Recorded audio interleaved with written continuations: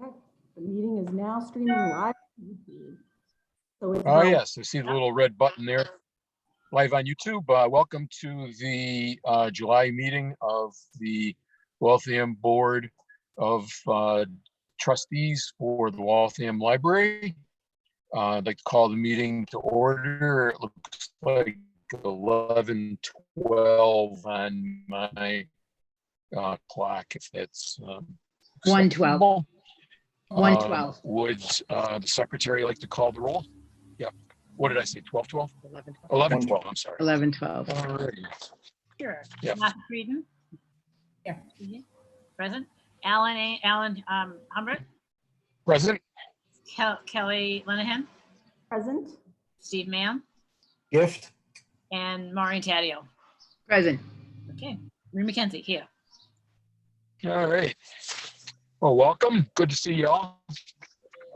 Glad we made it, and I'm glad it sounds like everybody's staying safe and has so far avoided the bug that's bothering us all.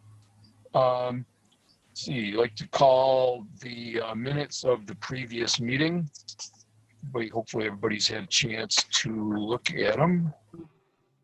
I had just one little typo on the second page right above MLN. A grant has been received from the MBLC to TWO. Yep. See it. Yep. Spell check. Goodbye. Darn thing. Okay, they look good to me other than that.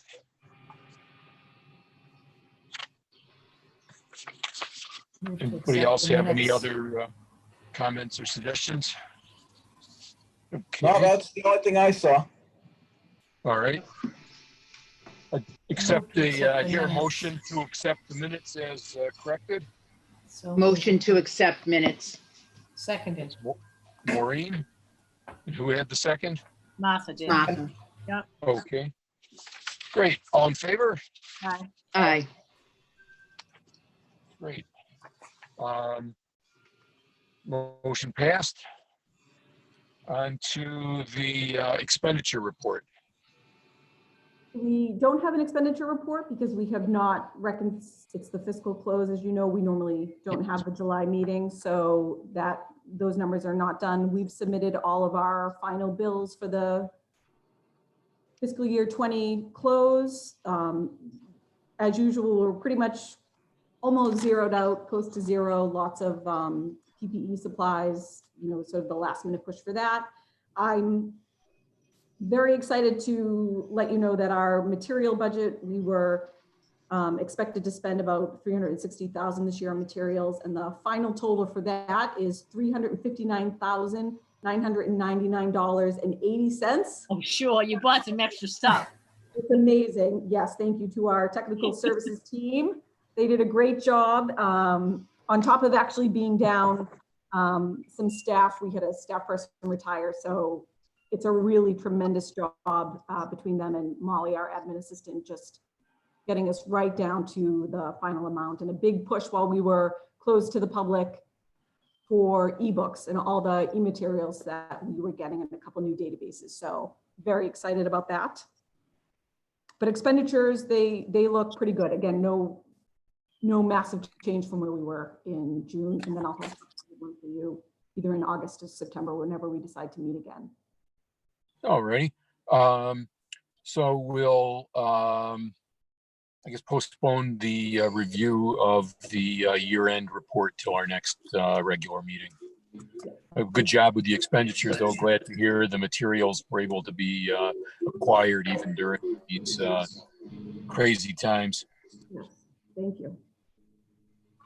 I would like to also compliment, twice I've put in suggestions for materials through the website, through Overdrive, and both times you guys have been able to acquire a hard copy as well as an ebook copy that I was able to access within about 2 days of making the request. It's been truly extraordinary, the response. Thank you. Glad to hear it. Yeah, I had 3 people friends who had contacted me who are avid users of the library and have been nothing but impressed and not disappointed at all by obtaining materials through this whole thing. So it's Awesome. Thank you for saying be that. working well. I'm going to pass that message along. Has been working very, very hard. So thank you. Thank you for that. Well, please do. It hasn't gone unnoticed. Yeah, right. Good. Good. Great. Let's see. Report on library operations. So I don't have a formal stat sheet, obviously, because we don't have patrons in the building right now. So our stats are all a little bit skewed, but we're putting together a new data sheet. So I'll have that for the next meeting. I did want to let you know that just sort of looking at a week-to-week average of the work that we're doing behind the scenes, we're getting about 9 bins a day through the delivery process. So 9 bins of returns that we're then quarantining for 72 hours and then processing, and about 2 to 3 totes, those big blue totes, if you get into the library parking lot, of returns each day. And we've got about 1,700 holds a day on the shelf that we're managing for patrons. A lot of numbers, and we're averaging about 80 appointments a day. So getting people to come in to grab their material. I don't have the full total of that exact number of material right now, but I will have that in time for our next meeting. So that'll be interesting to look at how many actual items are being picked up. I mean, 17 items on the hold shelf eventually will get cleared and passed over to patrons. We've been doing the local list, so pulling items for Waltham patrons, well, for any patron that are on Waltham shelves, that are patrons that are coming to Waltham to pick the item up. Does that make sense? So if you're coming to Waltham to pick up the item, we're pulling those holds for you. And so looking at last week's data, over 700 items we've pulled for people to come in, which is a lot. That's a lot higher than our average number. We've done tons and tons and tons of shelving. I think more shelving than any of us have done in a very long time. To give everybody credit, everybody is chipping in, and we are all caught up with shelving. And by a couple of weeks ago, our last check was that we've had about 16,000 items that were currently checked out that we were anticipating getting back to process. And so that's still happening. But that's 16,000 of our items that either need to go back out to somebody else who wants it or get put back on a shelf. So it's been a ton of work to stay on top of that. GAP's doing. Is interlibrary loan functioning? So interlibrary loan in terms of sort of the normal sharing with the libraries, it's half of it is happening. So when we're checking in materials, if we come across an item that's going to a different library, we are sending it to that library and vice versa. So a lot of the new stuff is still getting circulated in between libraries. We're not running a paging list for non-Waltham pickups. No Minuteman library is doing that right now. The numbers are so high. We all have to it's a complicated process how it works, but all Minuteman libraries need to pick a date, which we're in the process of doing, to start pulling at the same time, because the software sort of, puts out all the work relatively equally depending on who has the book. So if we ran the paging list just to get it started, it would be thousands upon thousands of items. Like we couldn't actually manage it. So we are sending items to other libraries as they come across the desk, but we're not pulling a paging list for other libraries right now, which is a Minuteman-wide decision to hold off on that. Does that make sense? Yep. Okay, thank you. From a user's point of view, a little bit off trustee topic, but should we be holding on to our non-Waltham items for now? No, please, nope, only if you feel like you really. No, I'm done. I've had them since March or February. Totally, yes, no. I just didn't think that you wanted, I didn't know whether you wanted that. So, okay, I'll bring them back. I'm happy to do it. Okay. I did want to mention we're starting next week. We haven't done a huge amount of advertising, but now it'll be live on YouTube. But we are going to offer 2 earlier morning pickup times for people who haven't been able to make the times that we've already set. And then we're going to, as people reach out to us individually, if they need like a late night pickup, because we understand some people can't do the hours that we're necessarily open, we're arranging that one-on-one, as people need a little bit of sort of outside the norm for us. So I'm excited to do that. We are going to start to negotiate with the union to add some Sunday hour pickups as well.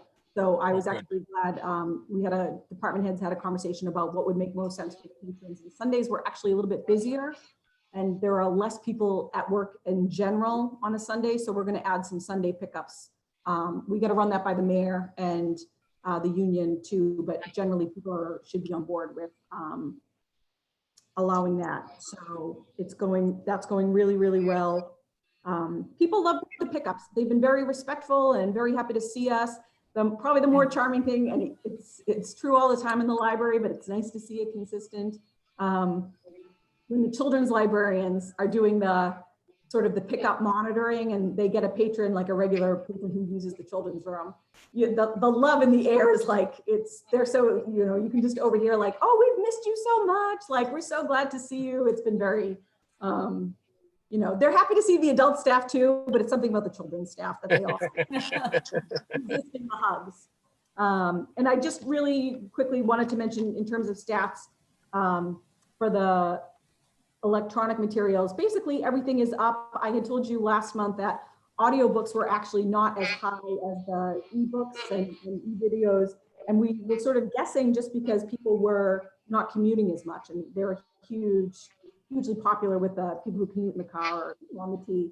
But now, as of right now, they're actually back up. Their numbers are a little bit closer to where they were before quarantine. So I think that shows a small trickle back into society or people going back to work or vacations or something like that. So e-audiobooks are up a little bit more, but the other numbers, they look great. The e-materials are doing really well. Children's has sort of evened out a little bit, but still higher than normal as well, which is to be expected now that schools are closed. And we're transitioning all those families, I think, over to our new summer reading program, which is online. Lots of excitement around that. And I think the only other piece of news I would want to share about that that I had written down here was that we'll work on book bundles for the families who use the children's room, because one of the things we've been talking about was that adults usually have a book list of, they've heard a recommendation or they've seen something, in a magazine or online or on TV, and adults are really good with putting stuff on hold, but it's hard, even as a parent of young children, it's hard to know what are great kids books. I think you really do need to go in and browse and say, this looks cute. Somebody's going through a mermaid phase. I just pull every book that's got a mermaid on the cover. It's sort of how we do it. Yep. But the children's room is going to start putting together book bundles so parents or caregivers can call up and say, we're in a mermaid phase. We're only doing trucks. We want, books on diversity, whatever they want. We'll put together a little age appropriate care package, check them out to you. And then you can it's free, right? It's just like, Nice. all you gotta do is come up and pick it up. And if you hate everything, you just leave it back in the bin and we'll try again. Oh, So super. Nice. That's great. Great. That's Yeah. really good. I'm very relieved. I would be very relieved. I'm a little spoiled, obviously, getting to go to the library still, but it'll make it easier for them. So that's the sort How about the library passes? Are any of them circulating or open?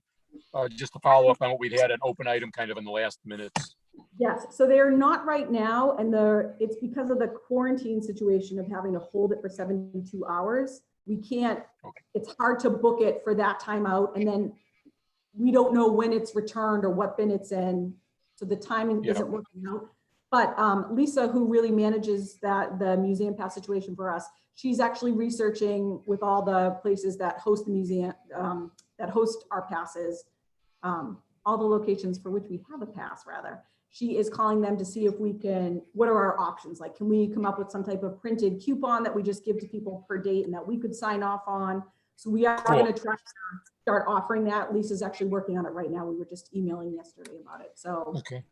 Yeah. I guess not that anybody's asked me, but I'd like to encourage the friends to continue the passes, even if the museums aren't open, just because it's important to support other not-for-profit organizations and cultural institutions.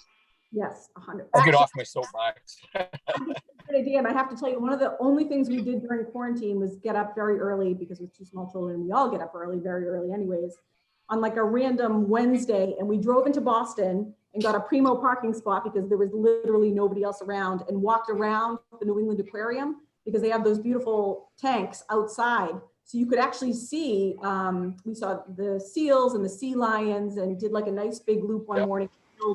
We killed 45 minutes of the whole with masks on. But I actually was saying to my husband, like, we definitely owe the aquarium a donation, because that was like the legit highlight of quarantine for us. So Yeah, yeah.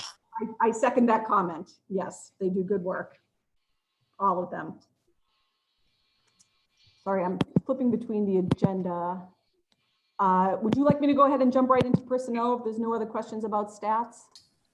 Sounds good to me.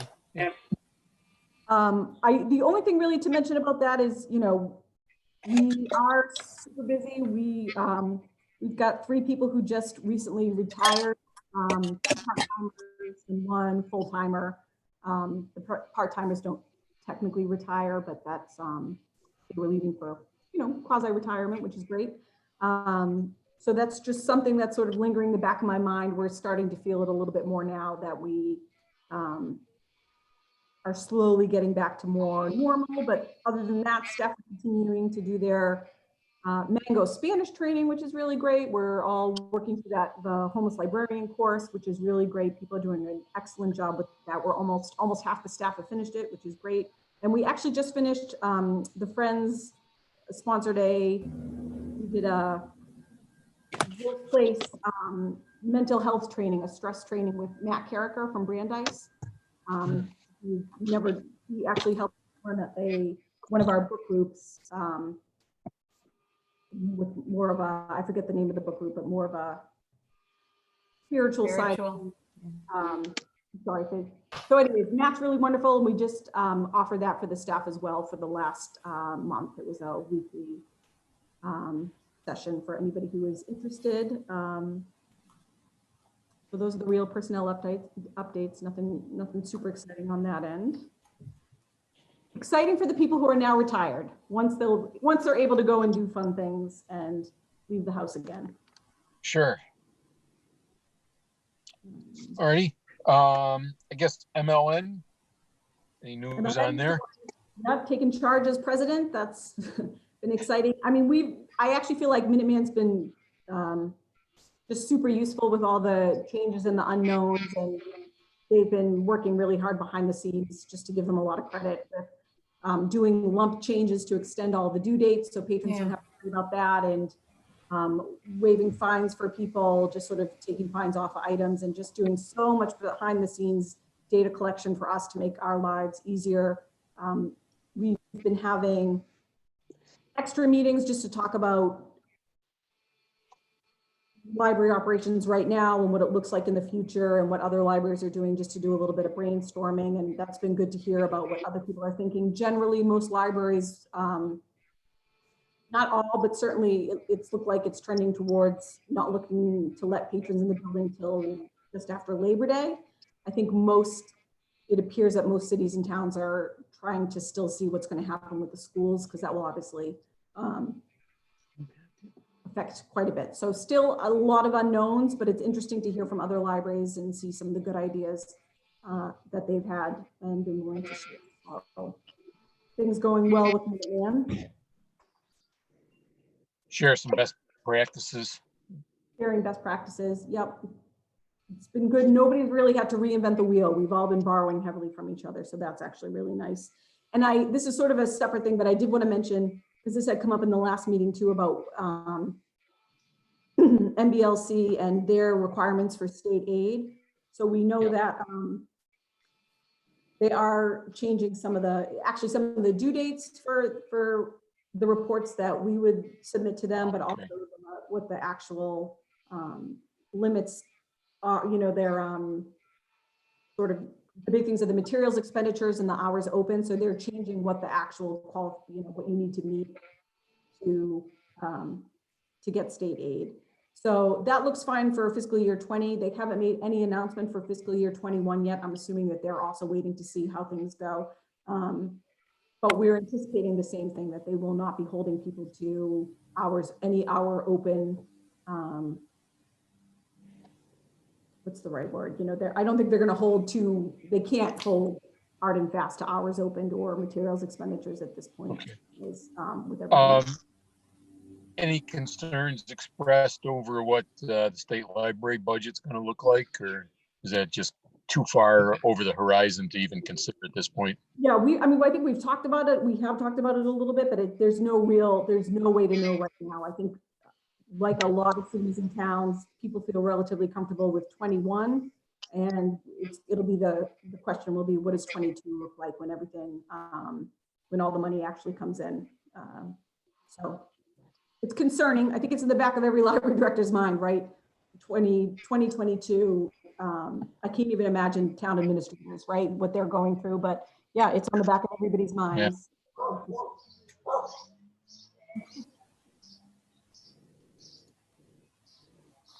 What's that?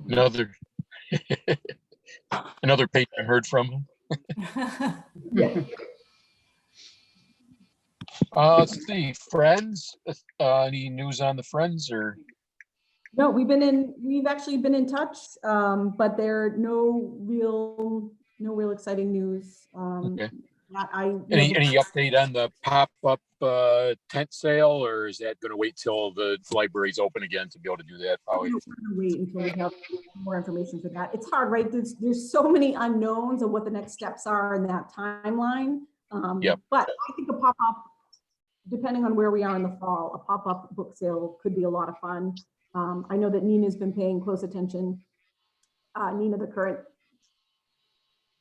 president of the Friends, she's been paying a lot of attention to what options are out there, what other libraries are doing in terms of book sales, just because, of course, nobody's having a book sale right now. So Right, I mean, it's too much, it's so much, the touching aspect. And forget about the distancing, the touch, I'm just bringing this from the farmer's market where you can't touch anything, no produce, no nothing is touched. But that's that's a whole separate set of issues, but it's still, the touching seems to be a real issue. And I think asking the volunteers to put themselves at risk before, right now is too soon, but Yes. Sure. And I actually did want to mention that we had gotten a couple grants for programming that we're going to shift over to virtual, which I had mentioned in the last meeting as well.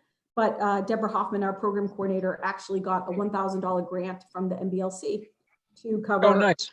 Yeah, to cover virtual programs, Good.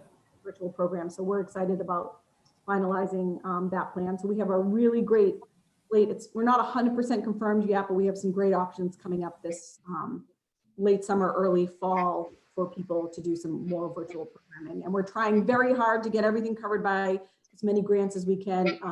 This is sort of a nod to the financial difficulties everybody's facing. So I'm really excited to push for these grants. And, $1,000 will be a good amount to take care of some great programs for the fall. Nice. It's good to keep the access to the public open that way too. A lot of people rely on the intellectual stimulation of the programming, so it's great to have that preserved. I agree. Thank you. Yes, they're doing a great job. Let's see, any new business? I actually have something, if we could. Sure. For those that may or may not have heard in the news the last couple of days about the Senate passing some of the municipal removing limited immunity for, they always are talking now about the local police, that they're looking for that, but it's actually, I think, virtually all municipal and state employees have some limited immunity as far as it makes it more difficult for somebody to be able to sue. My concern is, I think, Kelly, this is something you're going to need to look into, as well as the staff and maybe the union. If the House and the Senate, if the Senate's passed, the House hasn't yet, and if the governor signs it, I think the limited immunity that you folks have as employees of the city would go away and make it a lot easier for some of our patriots that aren't happy with the way they're being handled, although you're handling them properly, to be able to file lawsuits. I believe the city's going to be responsible for defending it, but there's the potential where you and actually all of us as employees of the city could potentially be personally liable for lawsuits and may be involved in a number of what we call, is a lawsuit that just no reason to file, but before you couldn't file it because we had limited liability, limited immunity, and that may be going away. So when you hear in the news that it's just about protecting the police, it's actually all employees of the government, is I believe how it's getting taken away. So we want to take a look into that because that's potentially real issues for everybody in the library and anybody employed in the city. Okay. I'm just making a note to follow up with the law department in this city. on that. Again, it hasn't passed the House yet, but who knows? Thank you. That's interesting. I hadn't drawn that connection to it applying to other city employees, or as I guess we are, special employees. Yeah. I was listening to some interviews of some various unions, like one of the Boston police unions and a couple of others, and they all said the same thing. They talk about, because everyone thinks about it as the police, but it's not about just the police. It's virtually all employees. It's just people think about it for the police and the fire and nurses and things of that nature, but it's really for anybody and everybody that works for a municipality or the state. Well, thanks for that point. Now, another thing to stay up all night about. Exactly.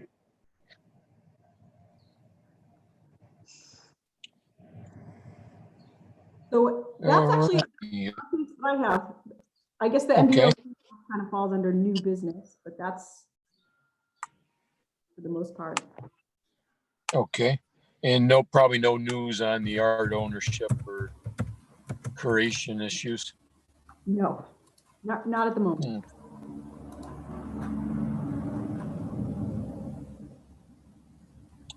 Any other announcements or things we should consider? I guess perhaps under the under announcements or new business, we should consider whether we want to meet in August or just stick with the September 10th